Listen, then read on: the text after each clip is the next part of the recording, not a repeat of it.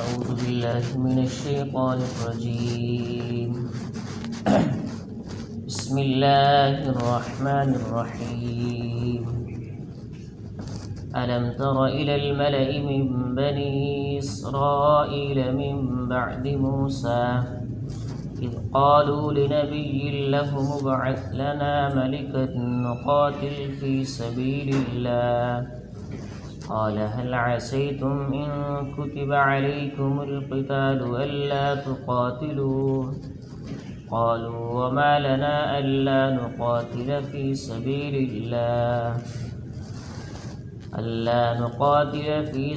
الله وقد أخرجنا من ديارنا وأبنائنا فلما كتب عليهم القتال تولوا إلا قليلا منهم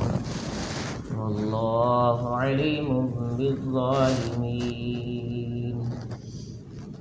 صدق الله العظيم وصدق رسوله النبي الكريم ونحن على ذلك لمن الشاهدين والشاكرين والحمد لله رب العالمين۔ اللہ تعالیٰ کا ارشاد ہے الم تر الی الملأ من بنی اسرائیل من بعد موسیٰ، کیا آپ نے نہیں دیکھا اس قوم کی طرف بنی اسرائیل میں سے جو موسیٰ علیہ السلام کے بعد ہوئے،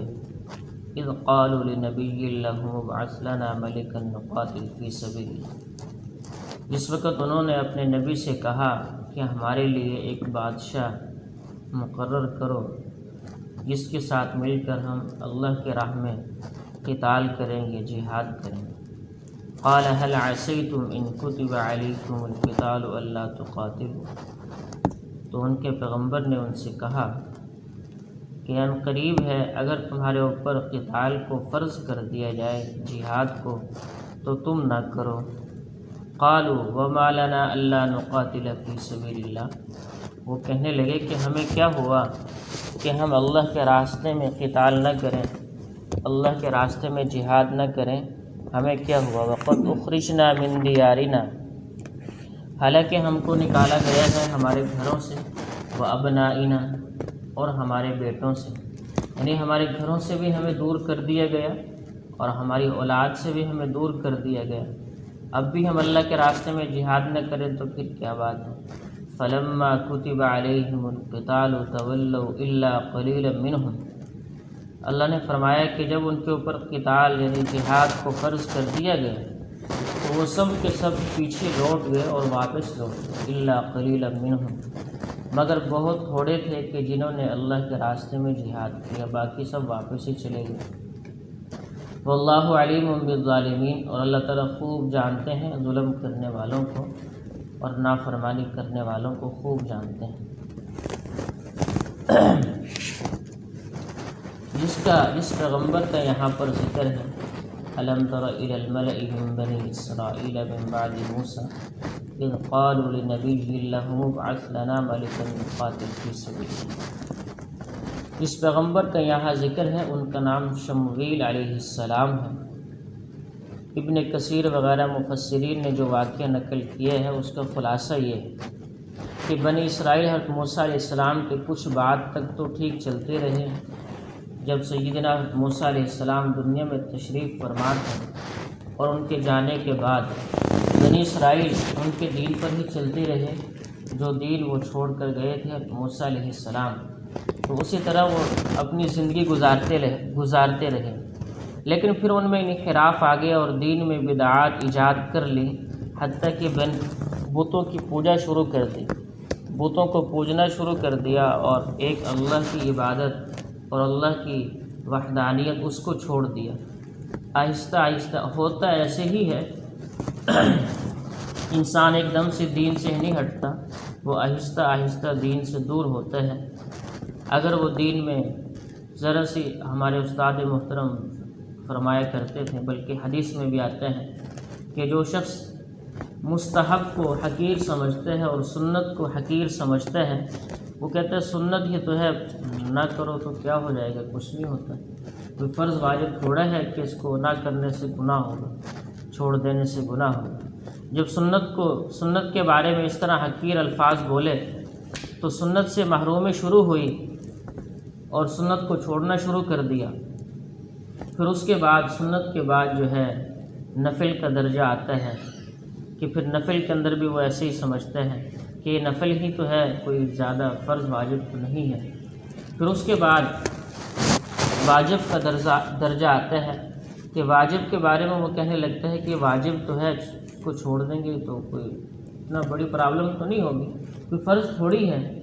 چھوڑ دو، اس کو کچھ نہیں ہوتا۔ پھر جب انسان واجب کو چھوڑتا ہے پھر فرض کی باری آتی ہے،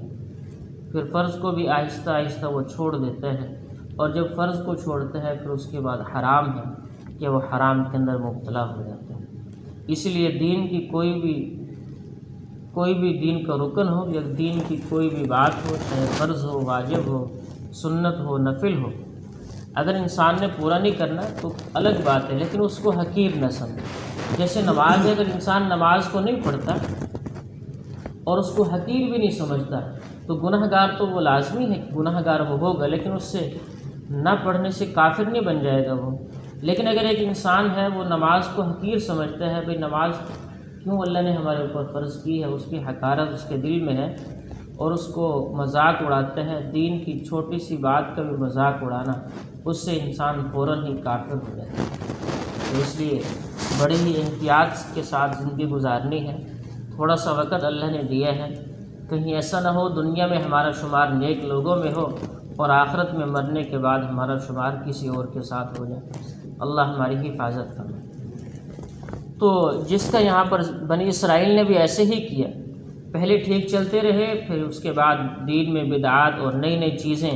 دین کے اندر پیدا کر دی اور بتوں کی پوجا شروع کر دی۔ انبیاء علیہ السلام ان کو روکتے رہے کہ یہ نہ کرو، یہ گناہ ہے اور معصیت ہے، لیکن وہ باز نہ آئے، جس کے نتیجے میں یہ ہوا کہ قوم عمالقہ ان کے اوپر غالب آ گئی۔ عمالقہ قوم ان کے پاس رہنے والی تھی تو وہ ان کے اوپر غالب آ گئی اور ان کے جو علاقے تھے اس پر قبضہ کر کے اپنا حکومت اور اپنی سکہ اس کے اوپر جمانے لگے۔ بنی اسرائیلیوں کے اکثر علاقے ان سے چھین لیے۔ شمویل علیہ السلام نے جب ضرورت محسوس کی کہ کوئی اور شخص ان کا سربراہ ہو جس کی قیادت میں وہ جنگ کر سکیں، لیکن اس وقت تک بنی اسرائیل میں بہت زیادہ جہالت آ چکی تھی اور وہ غیر مسلموں کے طور طریقوں سے اتنے متاثر ہو چکے تھے کہ خلافت اور بادشاہی کا فرق ان کے ذہنوں سے نکل گیا تھا۔ اس لیے انہوں نے خلیفہ کے تقرر کے بجائے بادشاہ کی تقرر کی درخواست کی کہ ہمارے لیے خلیفہ کے بجائے کوئی بادشاہ ہونا چاہیے جس کے ساتھ مل کر ہم ان سے قوم عمالقہ سے جہاد کریں اور انہوں نے جو ہمارے علاقے ہم سے چھین لیے ہیں ہم وہ واپس لیں ان سے۔ اس کی قیادت میں ہم دشمنوں سے لڑیں۔ پیغمبر نے ان کی اس سابقہ کردار کے پیش نظر کہا کہ تم مطالبہ تو کر رہے ہو لیکن میرا اندازہ یہ ہے کہ تم اپنی بات پر قائم نہ رہ سکو گے۔ خود ہی تم مطالبہ کر رہے ہو کہ ہمارے اوپر جہاد فرض ہو، ہم ان سے جا کر جہاد کریں، لیکن مجھے تو ایسے لگتا ہے اگر تمہارے اوپر فرض ہو گیا تو تمہارے کرتوت ہیں جو میں تمہیں دیکھتا آ رہا ہوں شروع سے، لگتا ہے ایسے ہے کہ تم پھر کرو گے نہیں۔ اللہ نے اگر فرض کر دیا تم اس کو چھوڑ دو گے اور تم اس کو پورا نہیں کرو گے۔ وہی ذکر ہے قرآن کے اندر، هل عسیتم ان کتب علیکم القتال الا تقاتلوا، کہ لگتا ہے ایسے ہے اگر تمہارے اوپر فرض ہو گیا تم اس کو نہیں کرو گے۔ قالوا وما لنا الا نقاتل فی سبیل اللہ، وہ آگے سے حجت بازی کرنے لگے کہ ہم کیوں نہیں کریں گے، ہمیں ہمارے گھروں سے نکال دیا گیا، یعنی ہمارے گھر ہم سے چھین لیے گئے اور ہماری اولاد ہم سے چھین لی گئی، تو ہم کیسے بھی جہاد کریں گے، ہم جہاد کریں گے۔ آگے اللہ نے وہی فرمایا کہ جب تمہارے اوپر فرض ہو گیا کتب علیہم القتال تولوا الا قلیلا منهم، وہی ذکر ہے کہ جب تمہارے اوپر فرض ہوا تو پھر سب کے سب واپس چلے گئے، کسی نے بھی جہاد نہ کیا، الا قلیلا منهم، مگر بہت تھوڑے سے تھے جو جمے رہے اپنی بات کے اوپر۔ تو چنانچہ ایسے ہی ہوا، طالوت ان کی نسل میں سے نہیں تھے۔ حضرت شمویل علیہ السلام جو اللہ کے پیغمبر تھے انہوں نے پھر اللہ سے دعا کی کہ اللہ ان کے لیے کوئی بادشاہ مقرر کرو کہ جس کے ساتھ یہ مل کر جہاد کریں، یہ خود ہی مطالبہ کر رہے ہیں۔ تو طالوت علیہ السلام کو مقرر کیا گیا کہ ان کے ساتھ مل کر وہ جا کر قوم عمالقہ سے جہاد کریں اور ان کے ساتھ مل کر اللہ کے راہ میں جہاد کریں، قتال کریں، ان سے مقابلہ کریں اور ان سے جا کر قوم عمالقہ سے جا کر اپنے علاقوں کو واپس چھینیں اور اپنے گھروں کو اور جو کچھ انہوں نے ان سے چھین لیا ہے اس کو واپس لیں اسے جا کر۔ تو طالوت علیہ السلام کو مقرر کیا گیا، لیکن وہی ذکر ہے کہ پھر بہت تھوڑے لوگ تھے جو ان کے ساتھ مل کر جہاد کیا۔ لیکن ہمیشہ میرے دوستوں فتح جو ہوتی ہے وہ ایمان والوں کی ہی ہوتی ہے۔ شکست ہو جانا یہ بھی ایک فتح ہی ہوتی ہے، اور کامیابی مل جانا، غالب آ جانا، یہ بھی فتح ہی ہوتی ہے۔ صحابہ کرام فرمایا کرتے تھے کہ بھئی دو چیزیں ہیں، یا تو شہادت ہو جانا اللہ کے راستے میں، تو شہادت بھی ایک بہت بڑے جو ہے اجر ہے اور بہت بڑی خوشخبری ہے کہ اللہ کے راستے میں شہید ہو جانا، اور اسی طرح غازی بن جانا، ان پر غالب آ جانا، یہ بھی خوشخبری ہے۔ دونوں طرح سے مسلمان اور ایمان والے تو دونوں طرح سے ہر حال میں اللہ سے راضی رہتے ہیں۔ اگر غالب آ جائیں تو بھی ان کی فتح ہے، اور اگر کسی وجہ سے مغلوب ہو جائیں تو بھی ان کی فتح ہی ہوتی ہے، یا وہاں پہ شہید ہو جائیں تو بھی فتح ہوتی ہے۔ تو بہت تھوڑے سے لوگ مل کر انہوں نے ان کے ساتھ جا کر جہاد کیا۔ واللہ علیم بالظالمین، اللہ فرماتے ہیں کتنے بڑے ظالم ہیں یہ لوگ